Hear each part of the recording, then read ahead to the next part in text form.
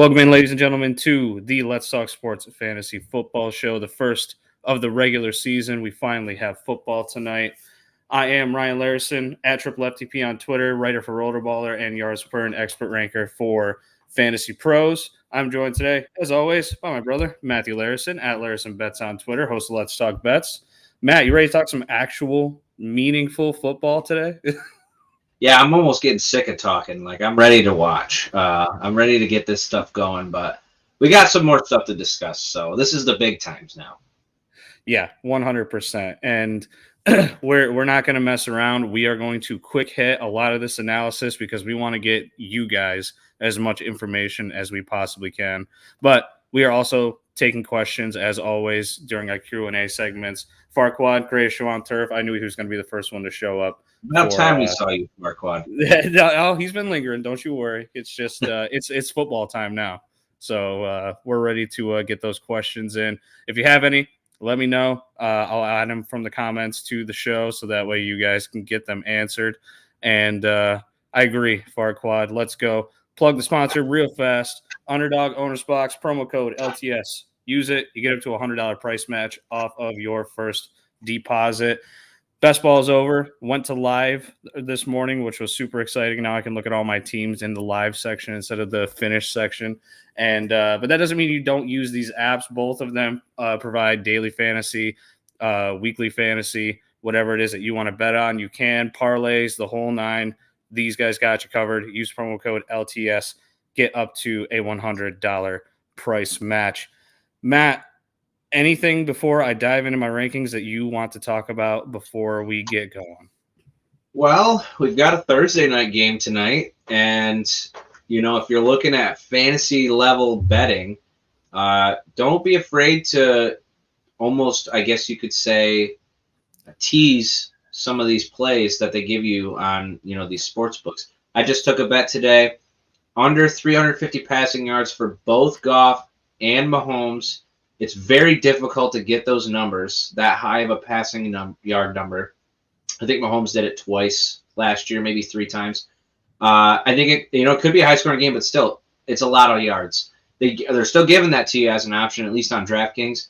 I took both of those. I think I added one more thing in it, and I got some good odds. So definitely look at those. It's hard when they sharp you and the lines are really tight, but if you can buy yourself either above or below wherever you want to go, you can definitely cash in on that. So that's what I took. I got some other ones that I have too. I got Goff 2 touchdowns tonight. I think that's easy money. That's 115 odds. So you're basically doubling your money at that point. So give me that all day long. But if you saw my show an hour ago, you'd know.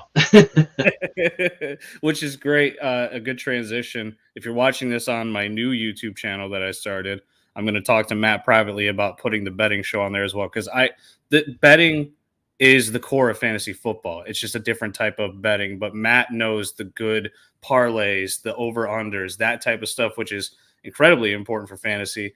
He's got you covered the most, so I'll talk to him after this. We have a open house to go to for all of our children, so we'll be able to do that instead of actually talk to our kids' teachers. Farquad says he appreciates us taking his questions. He wants to know Flex Monty, Khalil Herbert, or Zach Charbonnet, standard scoring, no points for your receptions. That means a lot.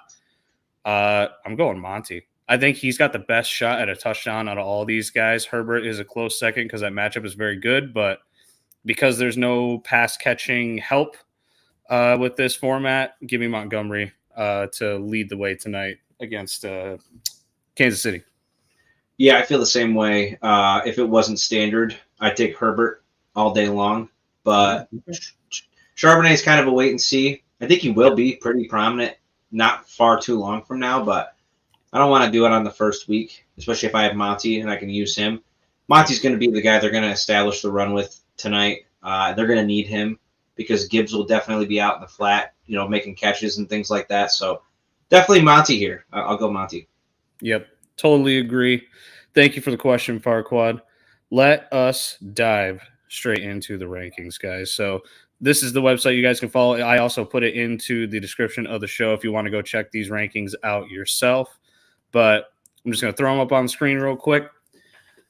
Starting with quarterbacks, Matt, I'm just going to run through the top 12, and then we'll look down a little further. I got Lamar Jackson as number 1 this week against Houston. Can't beat it. Jalen Hurts at 2. Pat Mahomes moved down to 3 for me. He was number 1, but the news that Travis Kelce, even if he plays, he's probably just going to go out there for goal line stuff. And I don't know, touchdowns are pretty much unpredictable as you can get in fantasy. Josh Allen at 4 against the Jets. Herbert at 5 with a great matchup against the Jalen Ramsey-less Miami. Fields at 6 against Green Bay. Burrow at 7. Tua 8. Lawrence 9. Cousins 10 against Tampa. Geno number 11 against the Rams. And then Goff at 12. And then I will scroll down a tiny bit here so you can see the about the top 17 there. Matt, any of these guys you want to hit on? Talk about real quick before we kind of switch to different positions here? I understand why Burrow is 7, but I don't love him this week. And I don't love the Bengals this week. I really like the Browns. I actually think the Browns are going to win that game. They beat him last Halloween in quite a drubbing. So the precedent's there. I get it. I get why he's there. I mean, he's still obviously one of the best fantasy quarterbacks in the league. But, when we look at things from a game-to-game standpoint, like you're going to see guys not be – Allen's not going to be number 1 every time. You're going to see guys like Lamar Jackson, be number 1 sometimes because it's their matchup. And this is a matchup for me that I do not like. So I'm really happy I have Geno at 11 because I have Geno, and I have been back and forth about Geno because I have Dak too, and I don't know if I should play Dak instead, but I'm going to ride Geno. I like Geno because I think the Rams' defense is just really porous besides Aaron Donald, especially with a weak offense without Cooper Kupp. So I hope it's a Geno day. I'm going to be super excited about that. Trevor Lawrence at 9, I would increase him. I think that they're going to dominate against Indy. I think that, they're going to start their season off pretty strong. And I think it's going to be pretty well known that you shouldn't discount Jacksonville anymore. But that's what I got. And I have Lawrence there because of the Indy game. I feel like if they get out to a quick lead, this is going to be milk the clock city for Doug Peterson. He loves to run the clock down if he's got a big lead. He just doesn't really have that all the time in Jacksonville. I think he's getting that this week against Indianapolis. I'm going to go to tight ends real quick because then I'm going to kind of transition into the top streaming options at both of those positions, and we can talk about some of those. So let's go to the tight end position. And I still have Travis Kelce ranked number 1 because there is a shot that if he does play, he could catch 2 touchdowns on 2 targets. So I'm just trying to state to you guys that, and you can disagree with me if you want, Matt, if he plays tonight, you have him. If he plays tonight, you playing him, or are you abandoning ship? Yeah, see, that's how I feel as well. Listen, I have Kyle Pitts on my bench. I'm still going to play Travis Kelce. And I'm not, obviously we picked on Kyle Pitts, but he is a serviceable, backup to a guy like Kelce. But if Kelce can play, I'm playing Kelce. I mean, it's the way you have to look at it is who else are you going to put out there? I think maybe Kyle Pitts is probably the best backup somebody could have at the tight end position unless they really overpaid for another tight end. So you have to think from Kyle Pitts down. Is there somebody that you would rather have than an injured Travis Kelce? The answer is no. You're going to take the risk with Kelce. I mean, it is what it is. That's how good he is. So, no, I'm taking Kelce all day long. And usually what happens when guys play and they're injured, which I'm not saying he isn't injured, but they're still able to play, they ball out just as well as they do before. So I don't buy into all that stuff. They're going to shoot that. He's going to have 19 needles in his knee before he gets out there. He's going to be on cloud 9. And he's probably going to score 3 touchdowns because of it. So give me Kelce all day long. I like Dallas Goedert a lot, even though it's against New England. Even though an hour ago I did say the Patriots are going to win that game, Ryan.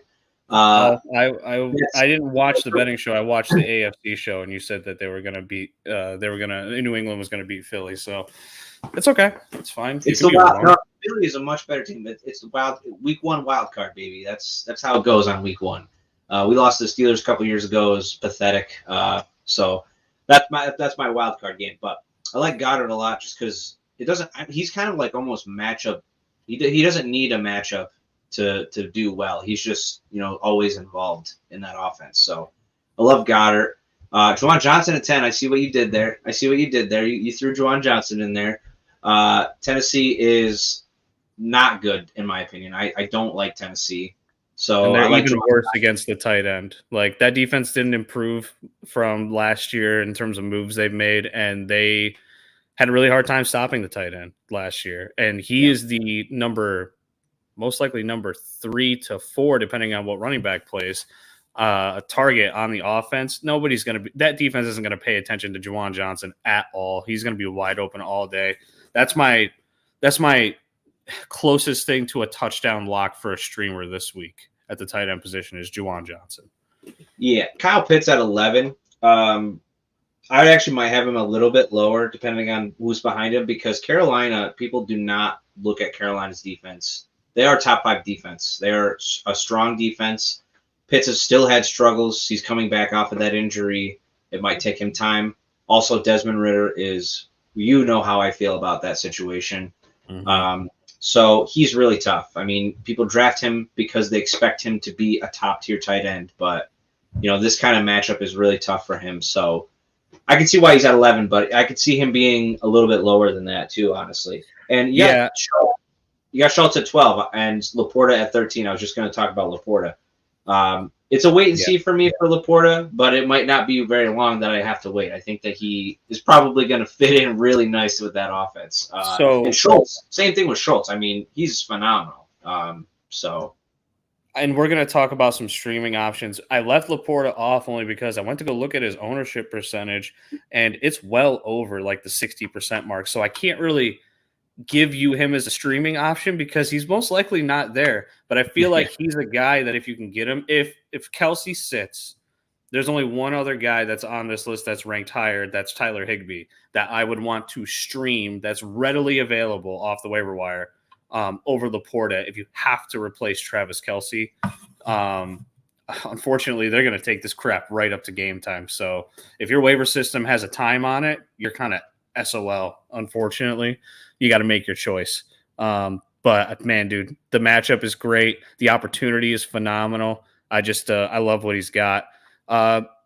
What do you think about Freiermuth at 14? I have him much lower than the consensus. I really don't love him playing against San Francisco this week. They just got Nick Bosa back on that massive contract too, and they did not give up many points to the tight end position. And when I play Freiermuth, I know I'm going to get some consistent target share, but I want the ability to score the touchdown because that's what Freiermuth can really do in the red zone, and I don't see that happening this week. That's my lowest scoring game of the week. I think that game's going to end with hover around that 30-point total line for me. Yeah, I agree. I don't disagree him being where you have him.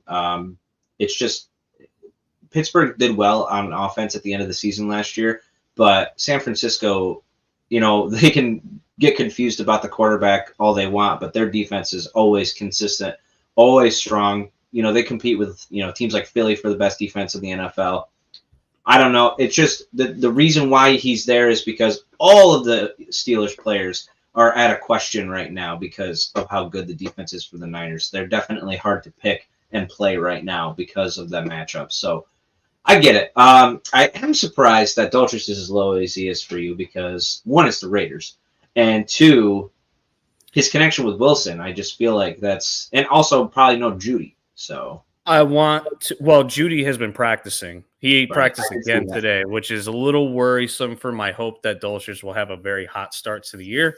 I'm trying to temper expectations. There are some really good tight end matchups this week. Njoku at Cincinnati, Juwan Johnson at Tennessee, Laporta at KC, even Everett at Miami is a phenomenal matchup. The over-under in that game is over 50, I think. So it's a great 51. Matchup. Yeah, Dolchich is just – he's going to share some time with Troutman to start off. I already know that because Sean Payton just loves Troutman. But I think Troutman's out there more to block because he's the better blocker. So I'm tempering expectations a little bit for Dolchich this week. But I'm telling you right now, if he fires on all cylinders, it is full steam ahead. You can play him in most matchups, in my opinion. Let's swing to the comments real quick. This one's more for you. We got Cowchad TTV. He said, I just pumped 1,000 under into the cards across the board, plus the under in all of Connor's prop bets. James Conner, that is. Tell me why I'm not criminally insane. What you got, Matt? I don't. Okay, so we're kind of talking about this on the show earlier about James Conner, and Scott thinks that if he has a big game, that's what's going to keep the Cards in somewhat of a distance to the Commanders because that's how bad they are. I think that the Commanders are going to sell out. They're going to put 9 in the box to stop. It's very possible because Josh Dobbs, he's been there for 2 weeks. You can't expect him to know a plethora of plays.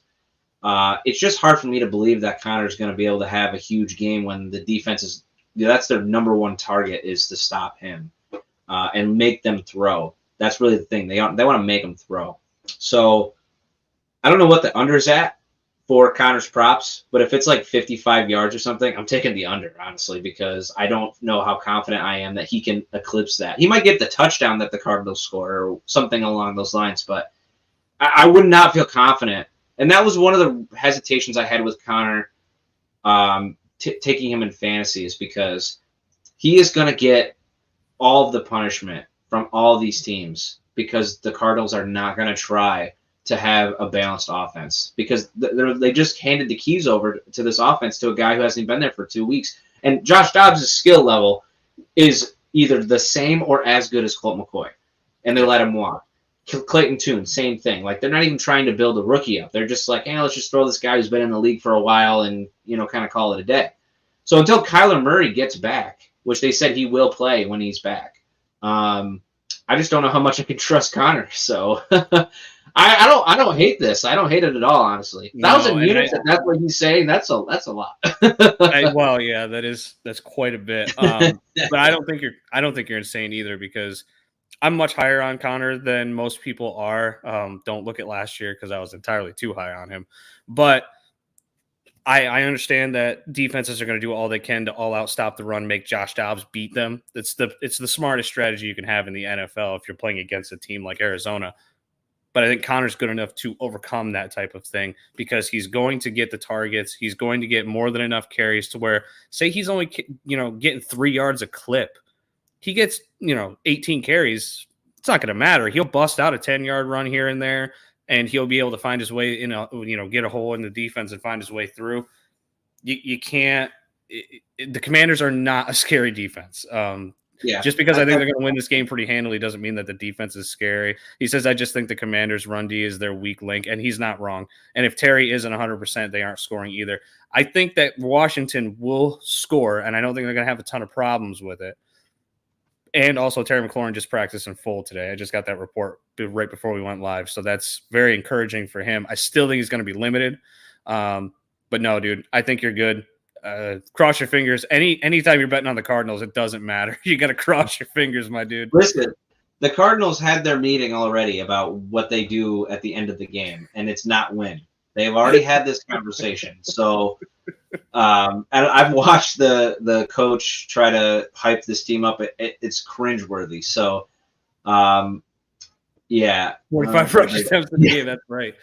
That's Miles Sanders this week. We'll talk about Miles Sanders later, but that's going to be him too this week. Yeah. Go get some. Honestly, Sanders. The only fear with the under for Connor is the volume, that they're just going to feed him so much that it's not going to matter if he gets 1 or 2 yards a carry. It's just going to equal itself out. But he could get stuffed, and he probably will, because they're just going to stack 9 in the box and stop him and leave a corner out there to make sure their one receiver is hanging out there. So it's tough, man. That's why we bet our money and our kids don't go to college, because we lose it. Let's move on to Michael Brantley's question. He says, hey, guys, need some help. Full PPR flex, Alexander Mattison plays Tampa, or Mike Williams in that 51 over-under game against the Chargers? Madison. Give me Madison. I don't care.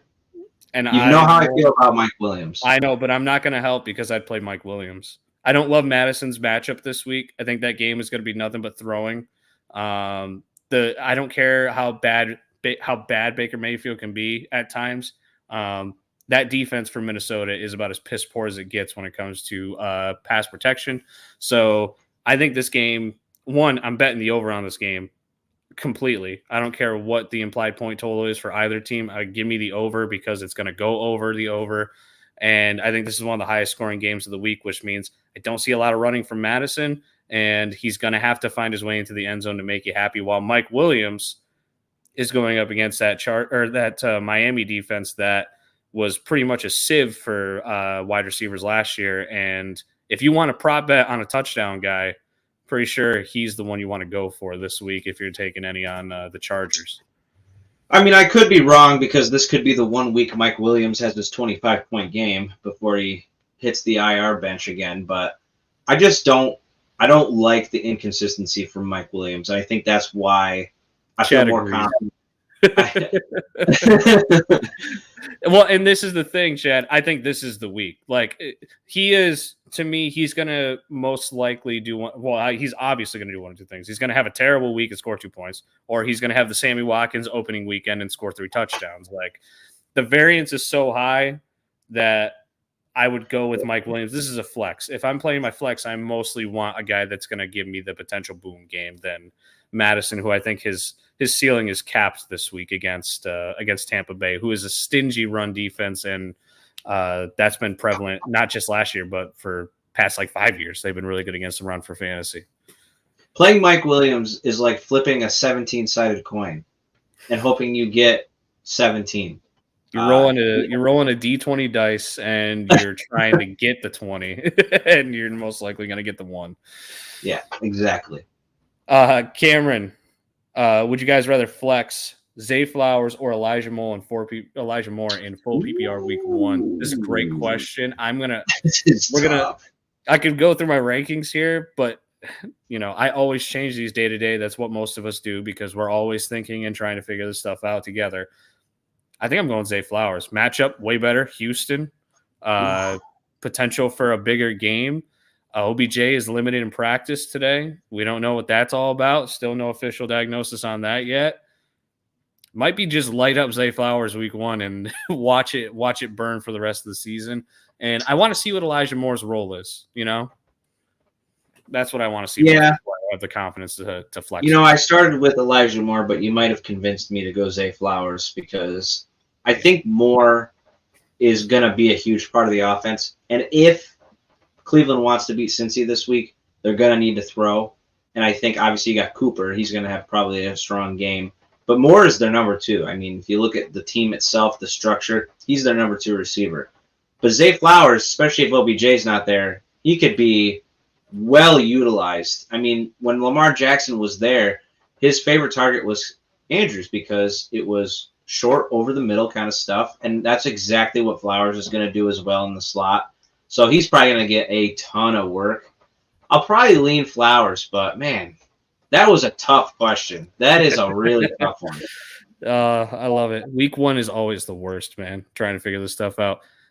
Chad asked one more time, is the Deion Jackson train off the rails already with Moss back at practice? For what it's worth, there's still a really good chance that he doesn't play. Yeah, they said week 2 probably. Week 2 is what they're shooting for. They're just trying to see what he can handle at the moment to kind of test out his arm. Broken forearm, man, for a running back is a rough spot. Like if this was most other positions that aren't on the offensive line and a throwing arm for a quarterback, of course, these are things that can work themselves out, but he's getting hit every time he touches the ball. And if it's his dominant arm where he's covering, which I'm pretty sure it is from the reports that I read, no bueno. So even then, I was never on the Deion Jackson train. I think Evan Hall is the guy that you're going to want because I think Deion Jackson is a jag, and they already said that Jackson's going to start, but they're going to rotate. Like they're going to do a RBBC to try and figure this thing out while JT's out. That's what they have to do. They don't know if Deion Jackson's better than Evan Hall in real games. He's a rookie. So I'm not in on it. You're not in on Jackson either, are you? I don't think you are. No, he doesn't have a very good yards per carry average, I don't think. Last I checked, it was pretty bad. And the one game he played last year, I was expecting a huge fantasy game because he was the only running back I think they had available. And he just I think he got hurt.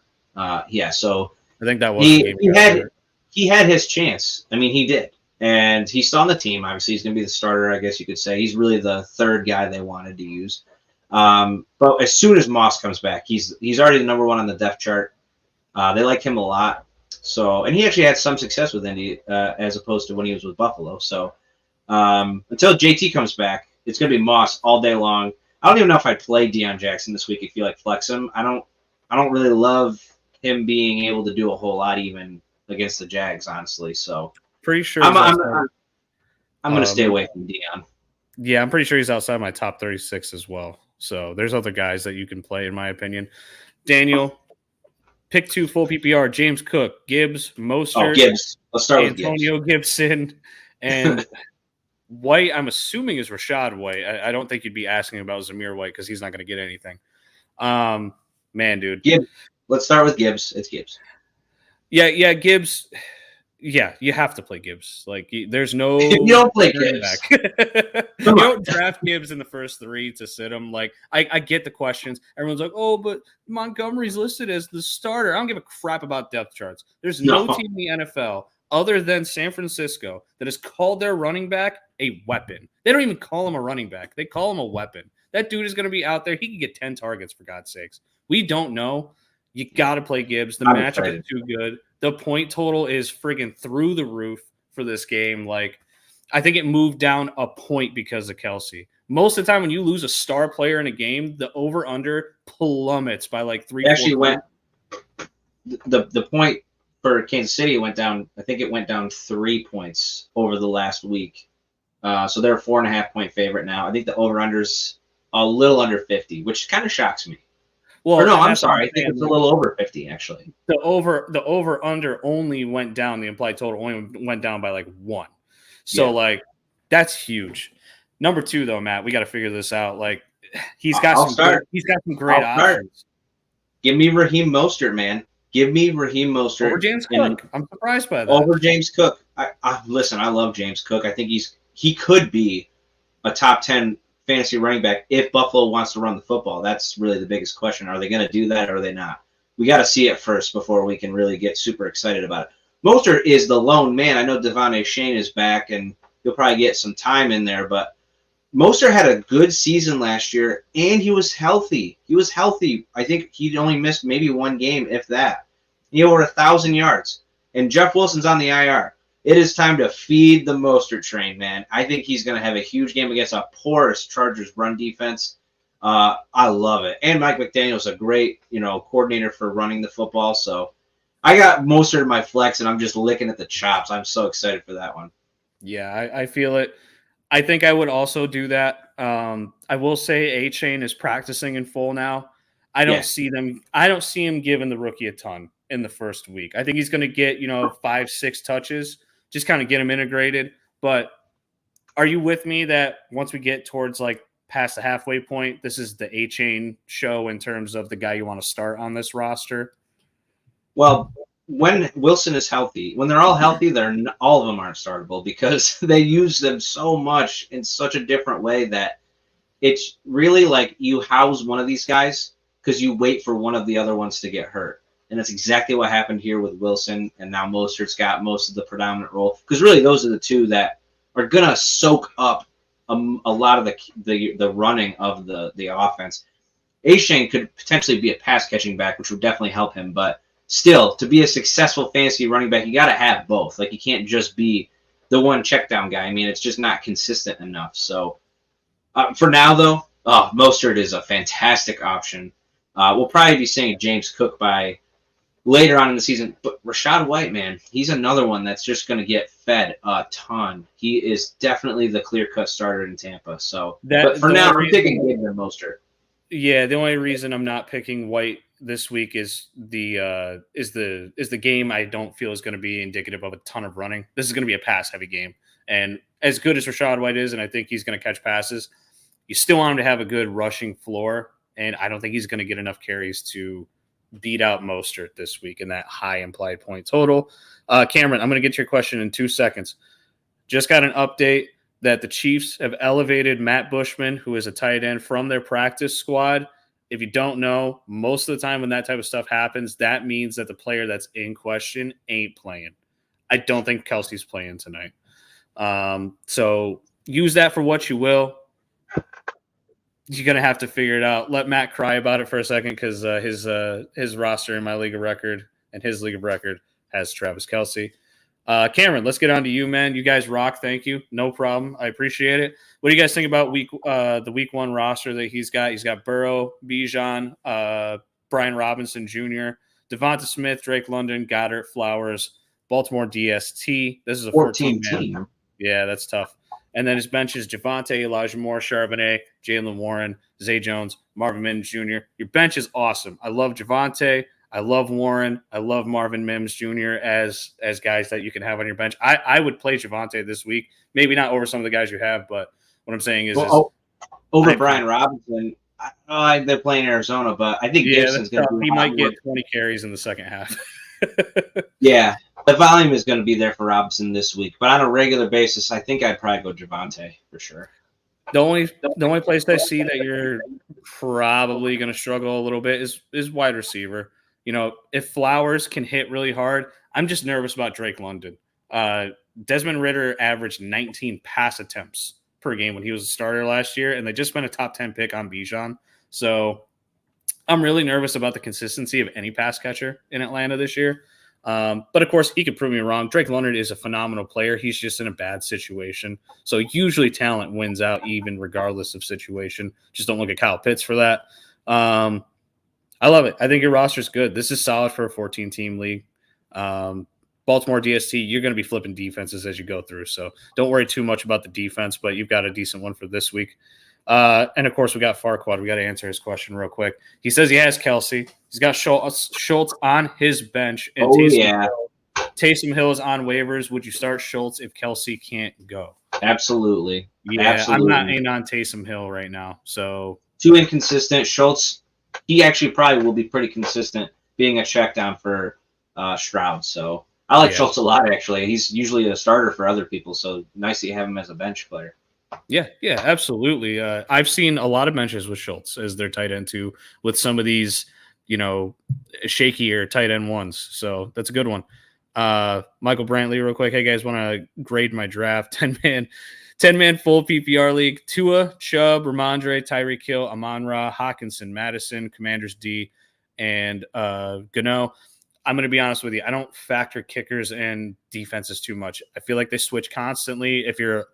I'm not calling you stupid if you don't say that. I was about to say if you're a smart fantasy player. I'm not calling you stupid if you have a kicker that you play every week or a defense that you think is going to get you decent points every week. But I think it's more beneficial to swap them out and play the waivers and play matchups. Like whoever's playing Arizona every week this year, which you're probably going to want to go get them off your waiver wire. Smart man.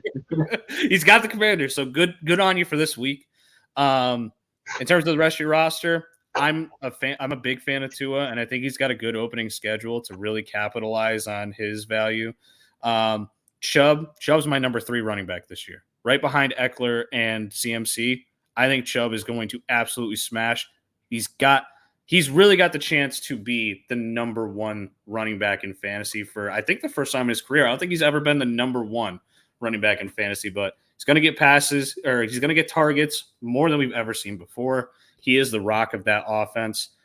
Ramondre, I love the stat or the thing that, made people not want to draft Ramondre is because Ezekiel Elliott goes there and takes goal line work when all he did was score only 5 rushing touchdowns last year, and he finished top 12. So not worried about Ramondre. As your 2, you're in a great spot. Tyreek Hill.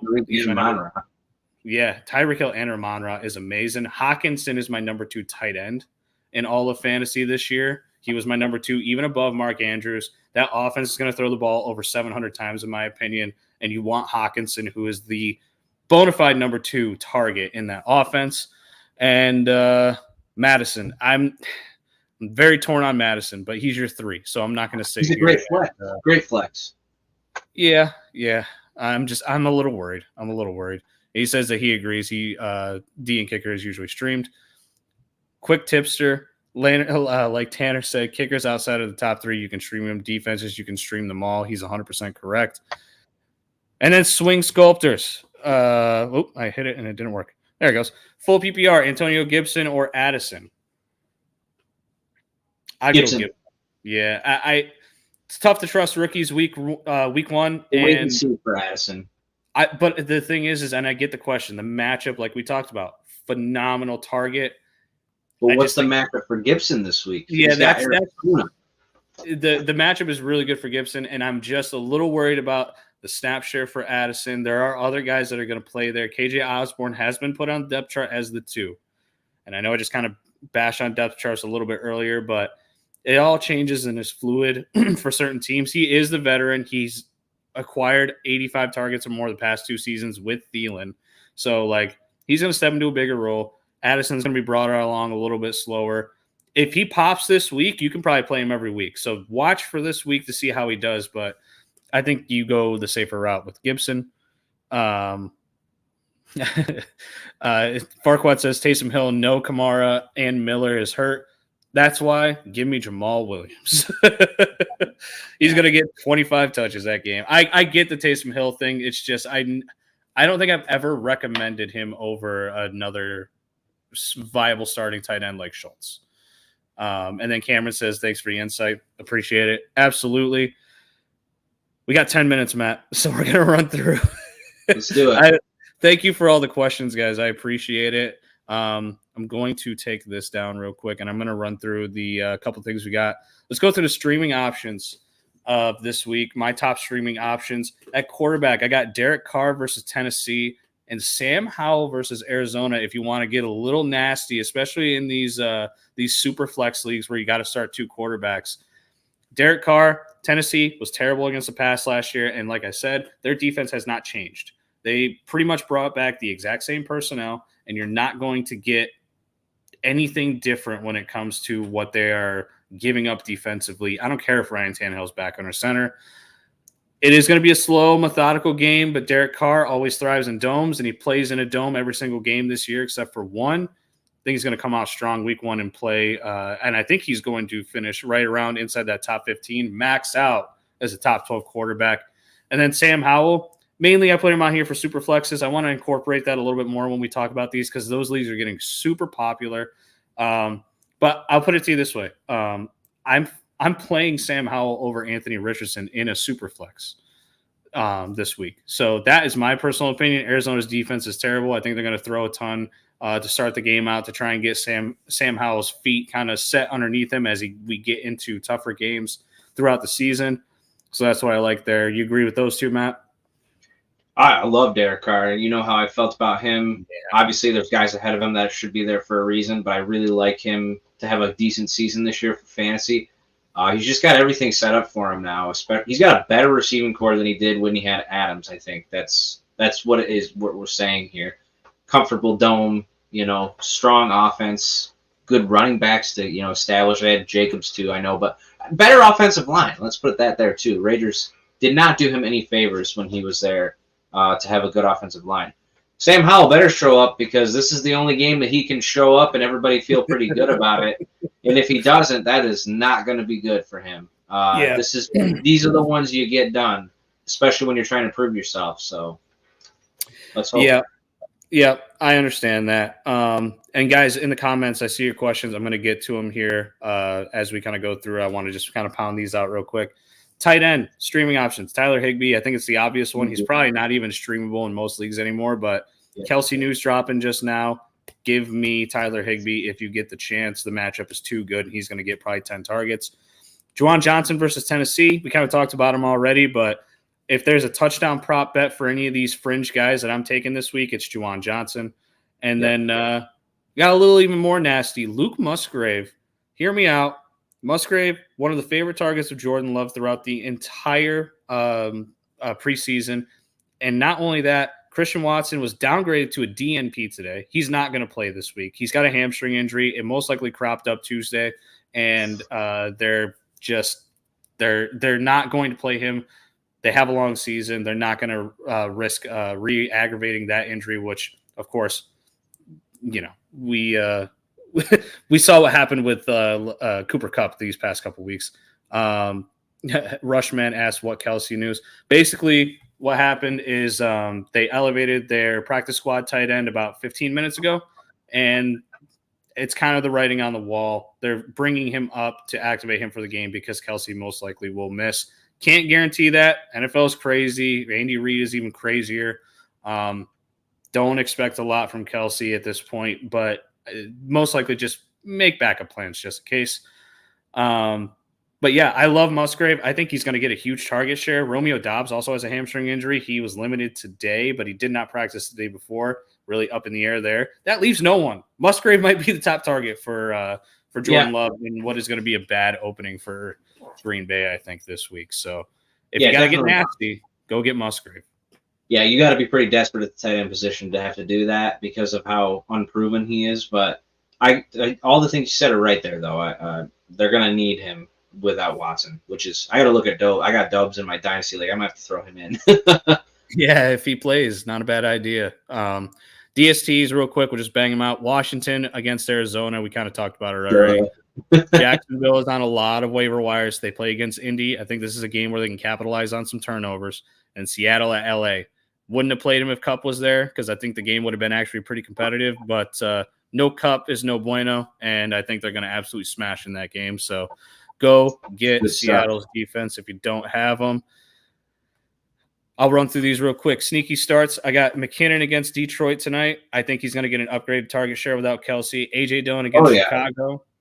A.J. Dillon against Chicago. I think that now more than ever, Aaron Jones is going to have to be used as a receiver. That means that more backfield snaps for A.J. Dillon while Jones splits out wide. So I think this is a week that he can capitalize on that. Good touchdown opportunity. Chicago is a leaky defense for running backs. Wide receivers, Rondale Moore, Marquise Brown has a hamstring injury. He's limited. They're not expecting that he's going to miss the game, but there's a chance that he misses the game. Guess what? All they got to do is throw to try and keep up. Rondale Moore might have 15 targets if Marquise Brown doesn't play. Marvin Mims versus Las Vegas. If Judy sits, Marvin Mims is the 2. Yes, if Judy sits, Marvin Mims is the 2. You can flex him if you absolutely have to.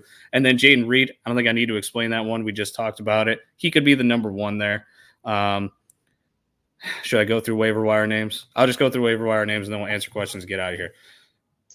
Names to watch. Evan Hall, Roshan Johnson, Sean Tucker at running back. All rookies, but all guys have an opportunity this weekend. See if Roshan's got a bigger role than we think. Wide receivers, Jaden Reed. Jonathan Mingo, who's like the only healthy receiver in Carolina right now.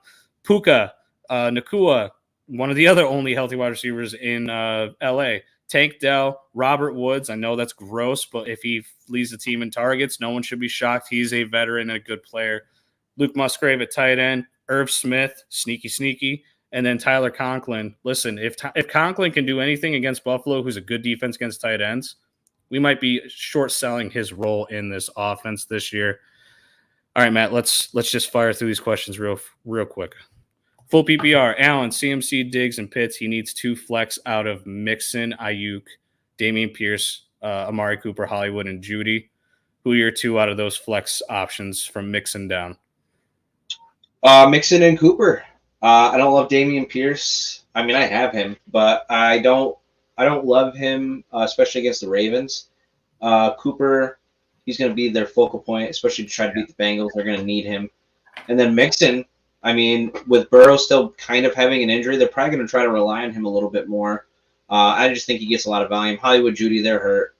And I'm probably disgracing Ayuk here for not giving him the props. But Cooper's matchup is too good to stray away from, or else it would be Ayuk for me over Cooper. But, Mixon, Cooper for me as well. DJ Duvernay, I like that name. 1 flex, full PPR, Hopkins, Herbert, Mostert, or Hollywood. He's leading Hopkins for target share. Herbert's nice, but Roshan scares him. And then Mostert is in a good spot. He's not really considering Hollywood Brown. For me, I'll go Mostert too. Hopkins has more of the boom potential, but I think Mostert's just going to get so much volume this week because of Wilson. If there's any week to play Mostert, it's this week right here. That's our opinion. If you go Hopkins, I don't think you're going wrong, but if it was us, we're going Herbert. Holy cow, 12 team. I love this though. PPR 12 team. Who should I flex? Marquise Brown, Michael Thomas, Pacheco. X out Brown. Oh man, Pacheco or Michael Thomas? Michael Thomas. I'm going to go Thomas. Full PPR. I'll go Thomas. I like the boom ops possibilities for Thomas. And then start 3, Jefferson, St. Brown. So he needs 1 more. So Sutton, Mike Thomas, or Drake London? Sutton. Yeah, I'll go Sutton. Without Judy, Sutton. Yep. With Judy, Mike Thomas. Which is kind of crazy for me saying that because I really like Mike Thomas. Right. But this is the Sutton week if Judy's not there, I think. Trey question: Montgomery and Dobbins for Waller and Kamara. I would keep. You go Walker Kamara. No, you said Waller. Oh, I'm sorry. Apologies. Walker and Kamara. No, I go Monty Dobbins. Dobbins. Same. Thank you, Duvernay. I appreciate it. Please do tune in again next week, and I'll have a new video coming out tomorrow. Yep. We got to go. Thanks, guys. He says he's new to fantasy, but I will be around throughout the year.